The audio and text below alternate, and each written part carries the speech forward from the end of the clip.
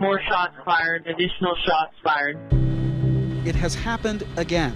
The recognizable dispatch audio. They're having a shooting at the high school, have an officer down, shooter not in custody. A string of gunshots caused chaos yesterday at Saugus High School, just as the day was getting started.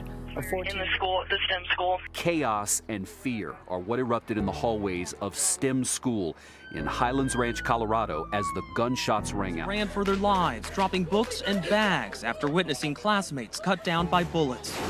People are dead, 9 students and a teacher's aide. At least 10 others wounded after a gunman opened fire in Santa Fe High School.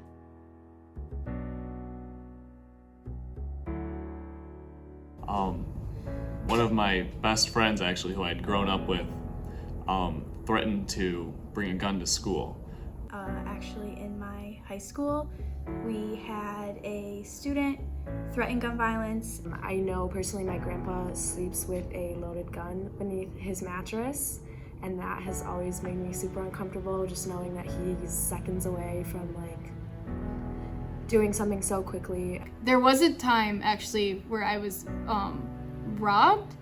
I could not get my mind off the idea of what would I do if a shooter came into the building. So it's always been really scary for me being in class and just knowing that at any second somebody could come in with an assault rifle and kill 10 to 20 people. I was sitting here by a window and I was thinking, okay, if I had to jump a couple stories down onto the pavement below, how badly hurt would I be? Would I get shot before I could even make it for the window?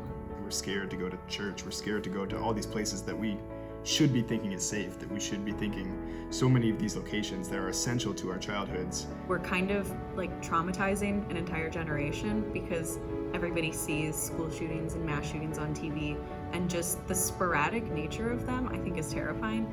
Everybody's fully aware that you could be going somewhere and that might be the last thing that you do. It can happen anywhere and it will happen everywhere. I remember the first school shooting, I think it might have been Sandy Hook, and I was really scared about that because the children were so young, and I can just imagine myself at that age just being so confused.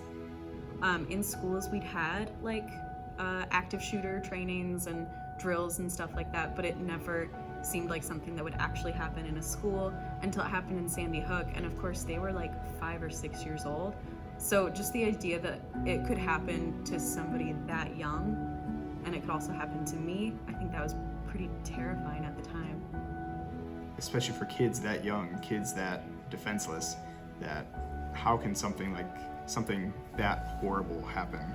I really couldn't even comprehend that something like that could happen to kindergartners, first graders. This issue needs to keep being brought up and talked about.